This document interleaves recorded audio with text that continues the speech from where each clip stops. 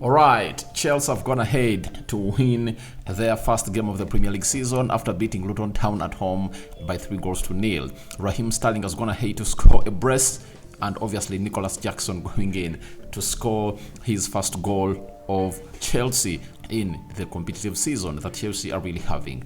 Welcome to Rokani Media Football, and we're here to bring you the match reaction of Chelsea 3, Luton Town 0. Premier League starting it off on a high, and Chelsea have gone ahead to win because they had not won ever since this Premier League season really started. Their first game, they drew with Liverpool 1-1 at Stamford Bridge. They went away at West Ham. They lost by 3-1 over the weekend, and they come back in peace to obviously take on the newly promoted side that is Luton, and they went ahead to beat them by 2-0. And Raheem Sterling extended his record that before he went into this game he had scored 15 times against the newly promoted sides, and having put in 2 goals past Luton Town, it makes it 17 goals that he has gone ahead to score against the newly promoted side. Let's close with it and relax much in this video, and let's go into this. We thank God for the gift of life. Good morning, hope you guys are really having a fantastic day, and we talk about Moises Caicedo into the mix. Now, for Moises Caicedo, he had really a very bad game, or a very bad debut for Chelsea as they lost to West Ham. He lost the ball 6 times, and that is very ugly for a central midfielder. If at all you lose the ball 6 times, that means you can easily cost your team a goal. And that's why you have to eat that he even fouled the former Chelsea left back who is playing at West Ham, known as Palmieri, and Paqueta got a penalty into the dying minutes of the game, and he put it into the back of the net. That is for you. So, to my own understanding, Caicedo is going to hate to put in what we call an impeccable performance. He has been exceptional. He really great, and that 1 full week I was going to hate to train with Chelsea has helped him obviously express himself as a full Chelsea player who has gone ahead obviously do the needful and taken this to the next level. That is a side coming in from Caicedo. And to show you that he really had a very beautiful game, allow me show you what his game was by numbers. Moises Caicedo had 58 out of 60 passes completed, 100% tackles success rate, 100% long ball success rate, 3 interceptions, 2 blocks, 6 out of 10 total duels won, dribbled past 0 times. That is Moises Caicedo. So if you see a player of the caliber of Moises Caicedo, you really understand that Chelsea were right to spend that amount of money on him. You know, such players are really rare. And that midfield of Chelsea had 2 players who costed Chelsea close to 220 million pounds, because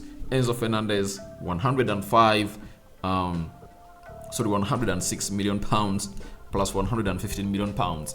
That is 220 million pounds into that midfield. But it was good for them to obviously register that win, because one thing you have to do when you're a newly promoted coach or a newly brought in coach at Chelsea, you should obviously turn Stamford Bridge into a fortress. You know, every team that comes to Stamford Bridge needs to come and obviously respect you. Not like the previous season where every team went to Stamford Bridge and they could get a win. Southampton got a win, very many teams got wins at Stamford Bridge, something that you wouldn't like to do if at all you're Pochettino. And this is a game that comes in at a very right moment to obviously try to build up your momentum. The style of play is really developing slowly by slowly. You see to it that Pochettino is trying to do what we call a build-up style of play, but quick passing. Now, Gallagher and Caicedo played in the double pivot today with Raheem Sterling and Enzo Fernandez playing ahead of them. That's what I told you, the beauty of Caicedo coming in through, meaning that Gallagher is just holding a bag or a place for Romeo Lavia, and everyone who has been asking himself, where is Romeo Lavia going to play? I think Romeo Lavia is going to come in through and play in the double pivot with Moises Caicedo. That's why it was easy for him to obviously find himself in a position of accepting to come in through and do this job for Chelsea, yet teams like Liverpool were interested in the player. The other one who scored a brace is Raheem Sterling. Raheem Sterling had a very good game, and he scored the first goal, he scored the second one, and he showed us that he's really ready to continue to do the needful for the club of Chelsea. And that is exactly what you want to see from Raheem Sterling, making his appearance count, making these chances count. And this is what his game was by numbers as Chelsea took on Luton Town. 89% passing accuracy, 58 touches, 32 out of 36 passes completed, 3 ground duels won, 2 dribbles completed, 2 key passes, 2 goals, 1 big chance created, 1 assist. Player of the match, obviously, with 2 goals coming in through. That is Raheem Sterling. Last season, he really had a very, very bad season for Chelsea, and however much the entire team really had a very bad spell. But with the experience of Raheem Sterling, you would anticipate that would have gone ahead to have a better season. He played 28 games in the Premier League, scored 3 goals and put in 3 assists. Champions League, 3 goals only. That is Raheem Sterling. Now, in just 3 games, he has gone ahead to score 2 goals, meaning that he's left with 36 games to go, and he's yet to obviously put in the shift that is really well required by his manager. So that is Raheem Sterling for you. But to me, my man of the match would have been this man known as Malo Gusto. He has gone ahead to register a very good game for himself. Remember, he's coming in through because the captain of Chelsea, that is Reece James, is really injured, and he's trying to seize the moment and seize the opportunity to see to it that he obviously impresses. And obviously, his performances are really leaving Chelsea fans in a dilemma of who is going to be playing as the right back of Chelsea if at all Reece James is really back from injury. This was his game by numbers.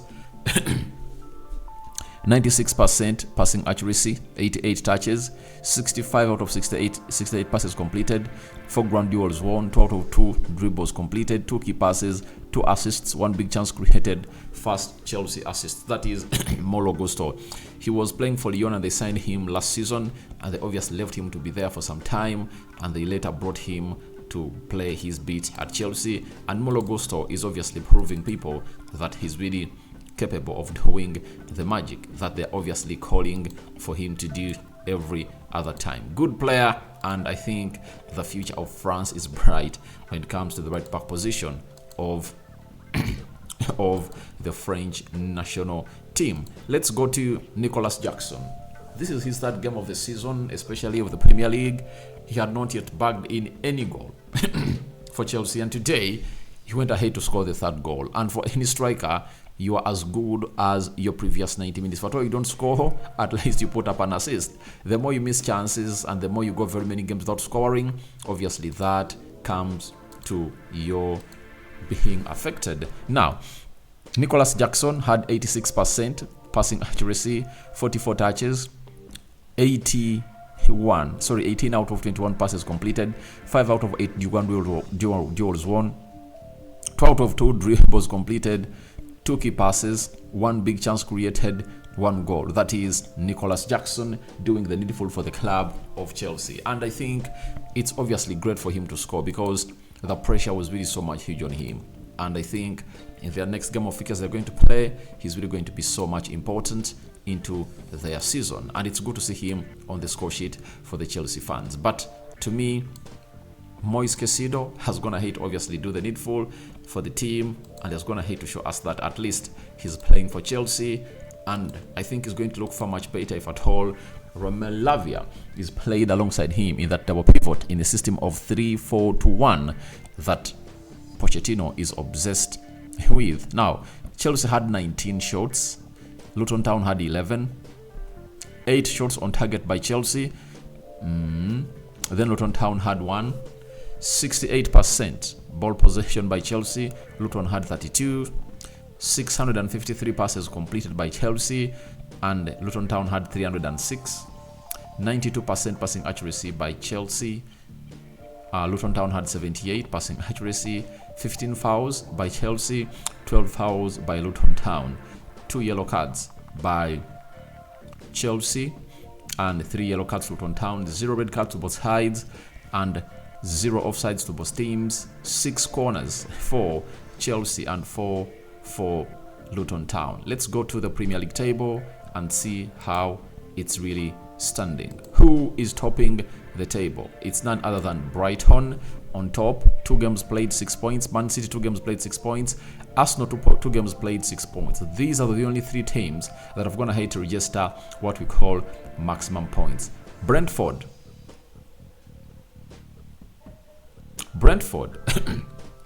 2 games, 4 points. Liverpool, 2 games, 4 points. Tottenham Hotspur, 2 games, 4 points.